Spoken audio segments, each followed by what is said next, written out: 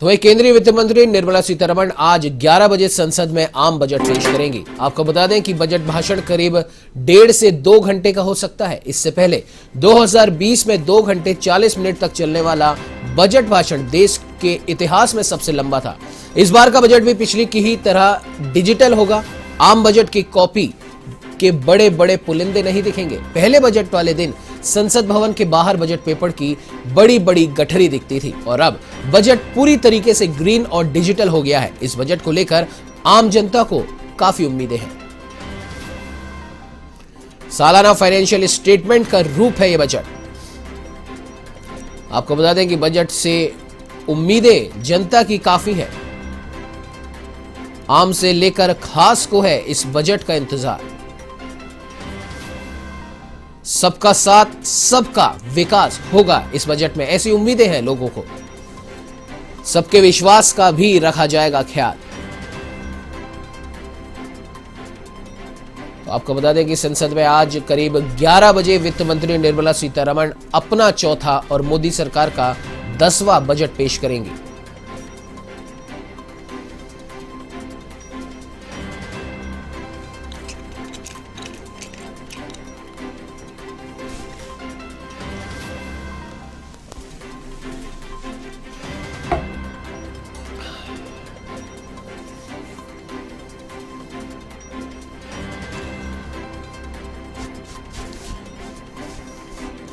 आपको बता दें कि अगर नौकरी पेशा वर्ग की हम बात करें तो वर्क फ्रॉम होम वर्कर्स जो है आईटी सेक्टर की, विशेष तौर पर अगर बात करें आईटी सेक्टर के अधिकतर लोग पिछले 2 साल से वर्क फ्रॉम होम कर रहे हैं, तो उनको भी काफ़ी उम्मीदें हैं। ज़्यादातर नौकरी पेशा लोग, जैसा कि हमने पहले ही बताया, वर्क फ्रॉम होम कल्चर में ढल चुके हैं, भले ही सरकारी हो या फिर निजी कंपनी के। उनका कहना है कि घर पर बिजली, इंटरनेट और सेटअप में खर्चा होता है। ऐसे में उन्हें स्पेशल छूट की उम्मीद है। दूसरी उम्मीद 80C का दायरा बढ़ाए जाने की है, जो कि 2014 के बाद से नहीं बढ़ा है। 80C यानी कि पेंशन स्कीम, बच्चों की फीस में 1.5 लाख की छूट। 80C में 1.5 लाख की छूट, इसे 3 लाख करने की डिमांड आ रही है। सर्वे के मुताबिक 82% वर्क फ्रॉम होम वर्कर्स दफ्तर नहीं आना चाहते। वर्क फ्रॉम होम वर्कर्स को स्पेशल अलाउंस दिया जा सकता है। चुनावी साल है और इससे पहले ही दिल्ली में किसानों का आंदोलन खत्म हुआ है। आपको बता दें कि बजट में किसानों की उम्मीदें कुछ ज्यादा है। सूत्रों के मुताबिक उम्मीदें किसानों की पूरी भी हो सकती हैं। इनमें 2 अहम हैं: किसान क्रेडिट कार्ड की लिमिट बढ़ना, दूसरा प्रधानमंत्री किसान सम्मान निधि का बढ़ाया जाना, सब्सिडी बढ़ाने की भी डिमांड है। वह इस खबर पे ज्यादा जानकारी के लिए हमारे साथ वरिष्ठ संवाददाता नीरज मेहरा फोन लाइन पे जुड़ चुके हैं। नीरज जी, निर्मला सीतारमण का चौथा, मोदी सरकार का 10वां बजट पेश होगा और ये बजट ऐसे समय में आ रहा है जब किसान आंदोलन अभी कुछ ही दिन पहले खत्म हुआ है। 5 राज्यों में चुनाव है। कोविड की तीसरी लहर से हम गुजर रहे हैं और सरकारी और निजी क्षेत्र के कई कर्मचारी वर्क फ्रॉम होम कल्चर में ढल चुके हैं। क्या कुछ कहना चाहेंगे?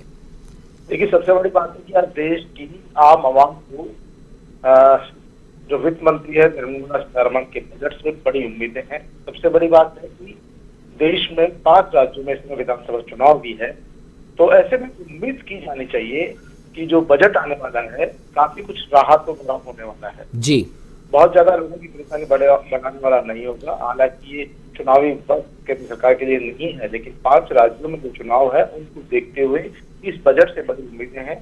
सभी वर्गों को उम्मीदें हैं, युवाओं को, व्यापारियों को, किसानों को, आवाम को। उम्मीद है कि निर्मला सीतारमण जो बजट पेश करेगी वो जो कोविड के हालात है उसको देखते हुए भी करेगी। साथ में आपने बात कही है किसान आंदोलन से जुड़ी हुई, किसानों को लेकर भी इस बजट में काफी उम्मीदें हैं और किसानों को से, व्यापारियों से, युवाओं से, तमाम वर्गों से केंद्र सरकार ने भी बजट से पूर्व जो सुझाव मांगे थे, तो सभी को लगता है कि लोग डुबावनी घोषणाएं इस बजट के माध्यम से हो सकती है। कई जो व्यापारिक संगठन है, औद्योगिक संगठन है, उन्होंने भी देश के विकास को मद्देनजर रखते हुए जो कारोबार पिछले कोरोना काल में सब कर रहे हैं, उन कारोबारों को किस तरह से गति दी जाए, किस तरह से टैक्स में छूट दी जाए, किस तरह से जो लिमिट है वो बढ़ाई जाए, ब्याज में कमी करी जाए, ताकि वो जो रफ्तार एक बार बढ़ सके। व्यापारिक औद्योगिक घराने जो जिनकी रफ्तार धीरे कर चुकी है कारोबार की, उनकी ग्रोथ रेट वापस रफ्तार पे आए। इसी को ध्यान में रखते हुए जो केंद्रीय वित्त मंत्री है निर्मला सीतारमण बजट पेश करने वाली, ऐसी उम्मीद की जानी चाहिए और सबसे बड़ी बात है कि जो हमारे देश की महिलाएं हैं या आम आदमी है, उसको अपने घरेलू बजट को लेकर बड़ी चिंता है।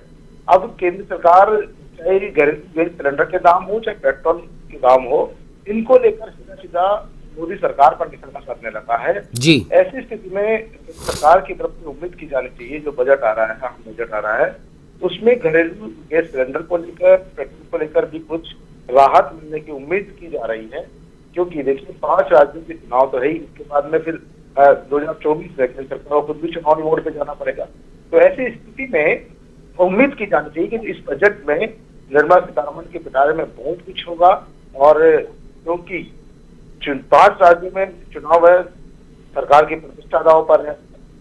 यूपी, उत्तराखंड और कई राज्यों में, गोवा में उनकी सरकार है, मणिपुर में सरकार है। इस स्थिति में केंद्र सरकार के सामने में बड़ी परीक्षा है। और ऐसी स्थिति में यदि बजट में लोक लुभावनी घोषणाएं नहीं होंगी, लोगों को राहत देने वाली घोषणाएं नहीं होंगी, तो उसका सीधा सा असर जो है इन चुनावों पर पड़ सकता है। जी।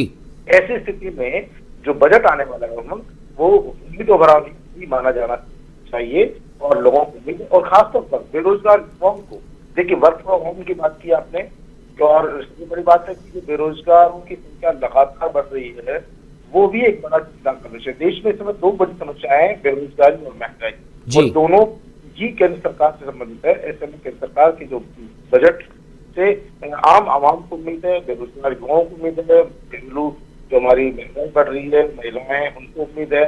और उम्मीद की जानी थी कि व्यापारिक और उद्योग के घरानों के लिए भी इस बजट में कहीं न कहीं कुछ राहतों भरे जो है कुछ होगा। पिटारे में क्या होगा ये तो अभी थोड़ी देर बाद में जब बजट पे पेश होगा उसी में पता लग सकेगा। लेकिन फिर भी उम्मीद की जानी चाहिए कि बजट कहीं कहीं राहतों भरा होगा। उमंग जी बिल्कुल नीरज जी, जिस प्रकार से आपने बेरोजगारों की बात करी, तो अगर हम एक मोटा मोटा अंदाजा अगर लगाएं तो 8.72 लाख खाली पद है इस समय सरकारी नौकरी के, उसको जल्द से जल्द सरकारी नौकरियां निकालकर नियुक्तियां देनी चाहिए।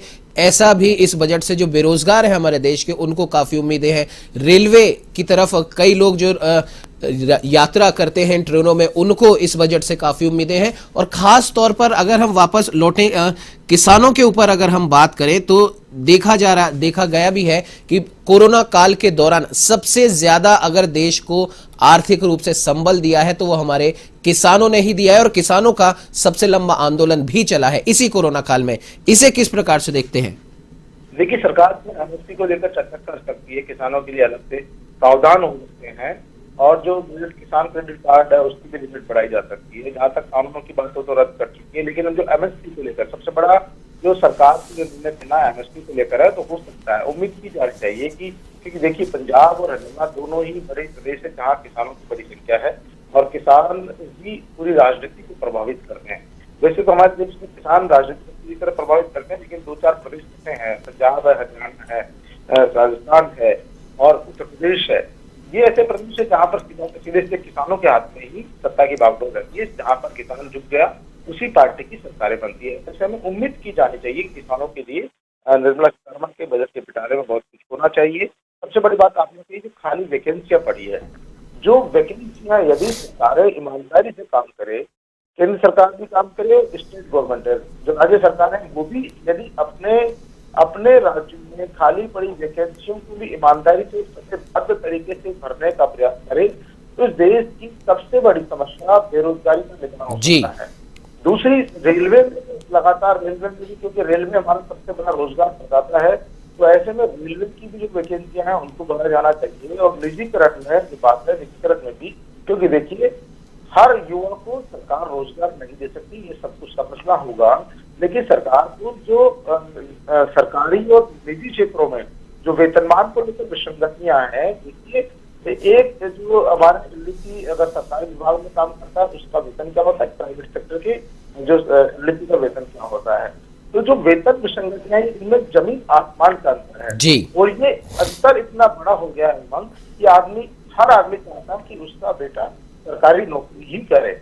और सरकारी नौकरी की आस में एक युवा 25-30 साल का आत्मनिर्भर हो रहा है और उसकी उम्र खप रही है। वो एक के बाद एक परीक्षाओं की तैयारियां करता है, तैयारियों में एक बार वो कुछ अंकों से रहता है, फिर वो तैयारी करते रहते, उसकी उम्र 30 से 35 साल आसानी से होने लगी है। तो यही बड़ा कारण है क्योंकि जो वेतन विसंगतियां हैं प्राइवेट और सरकारी क्षेत्र में, एक सरकारी मास्टर की तनख्वाह आप देखिए, एक निजी स्कूल की जो कॉन्वेंट स्कूल है जहाँ पर सरकारी मास्टर जी का बच्चा भी पढ़ता है, उस स्कूल के वेतन, स्कूल के मास्टर के वेतन देखिए कितना डिफरेंट है। जो वेतन विसंगतियां हैं, इसी के कारण लोगों को रुझान सरकारी सेवाओं की तरफ ज्यादा हो गया है जी। और यही कारण बेरोजगारी की संख्या भी लगातार बढ़ रही है। तो सरकार को चाहिए कि जितनी वैकेंसियां जिस भी विभाग में खाली पड़ी है उनको तुरंत निकाला, उनको समयबद्ध तरीके से भरने का काम करे। अब एक के बाद पेपर लीक हो जाते हैं, तो एक ही जो परीक्षा निकलती है, वैकेंसी निकलती है, उसको भरने में 3 से 4 साल और कई बार कोई 5 साल ही निकल जाती है। तो ऐसी स्थिति में जो बेरोजगारी का आंकड़ा है वो लगातार बढ़ रहा है। तो सरकारों को चाहिए कि इसमें ठोस कदम बढ़ाएं, जो खाली वैकेंसियां पड़ी है उनको भरें, जो नई वैकेंसियां उनको निकालें, जो ये निवृत्ति की आयु 60 से 62 से 64 करने जा रही है सरकार, बार बार लोगों को एक्सटेंशन देती है, ये भी कहीं कहीं हमारे युवा वर्ग पर पुनराघात है जी। देखिए, जब 60 साल की आयु में आदमी सेवानिवृत्त हो जाता है फिर उसको एक्सटेंशन 2 साल 64 साल, यानी 64 साल आपने उसको एक्सटेंशन दे दिया। तो जो युवा जो रोजगार की तलाश में था, जिनको उनके स्थान पर रोजगार मिलता, वो तो बेरोजगार रह गया। और जो जिसने अपनी पूरी सेवा दे दी, सेवाएं दे दी और उसके बाद सेवानिवृत्ति के बाद उसने फिर 4-5 साल और नौकरी कर ली, तो कम ये जो तरीका भी सरकार ने निकाला, सरकारों ने निकाला, ये भी कहीं कहीं गलत है।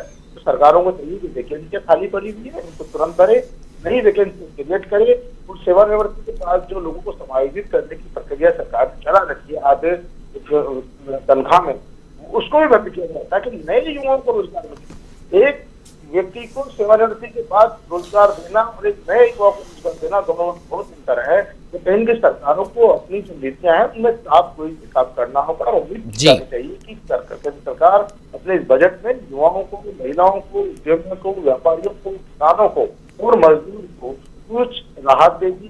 साथ में लोगों को लगता है कि जो उनका टैक्स है गाँव में भी कुछ राहत मिलनी चाहिए, उद्योगों को बढ़ावा देने के लिए जो ब्याज दर है उसमें भी कमी होनी चाहिए। होम लोन के जो हमारा दूसरा बड़ा सेक्टर है, इसमें भी राहत मिले तो रियल एस्टेट में भी तो कम से कम एक कारोबार बनता है। रियल एस्टेट में बहुत सारे लोग जो खप जाते हैं जी, उनको रोजगार मिल जाता है। तो सरकार को इन तमाम सेक्टरों की तरफ ध्यान देना होगा और उम्मीद की जानी चाहिए कि जो बजट आ रहा है 5 राज्यों के विधानसभा चुनाव को मद्देनजर रखते हुए आ रहा होगा और उनमें सरकार नहीं चाहेगी कि उनके लोगों में, युवाओं में, किसानों में, बेरोजगारों में सरकार के प्रति कोई दुर्भावना जाए। ऐसी स्थिति में ये बजट काफी लोक लुभावना रहने वाला है। उमंग जी बिल्कुल नीरज जी, बिल्कुल आपने सही कहा, कई मायनों में ये बजट लोक लुभावना रहने वाला है और इस पर चुनावों की छाया भी पड़ेगी, किसानों के आंदोलन की भी छाया पड़ेगी और जाहिर सी बात है बेरोजगारी और तीसरी लहर जिससे अभी हम जूझ रहे हैं कोरोना की, इन सब को मिलाकर इस बजट से काफी कुछ उम्मीदें हैं। फिलहाल हमारे साथ जुड़ने के लिए, तमाम जानकारी साझा करने के लिए आपका बहुत बहुत धन्यवाद।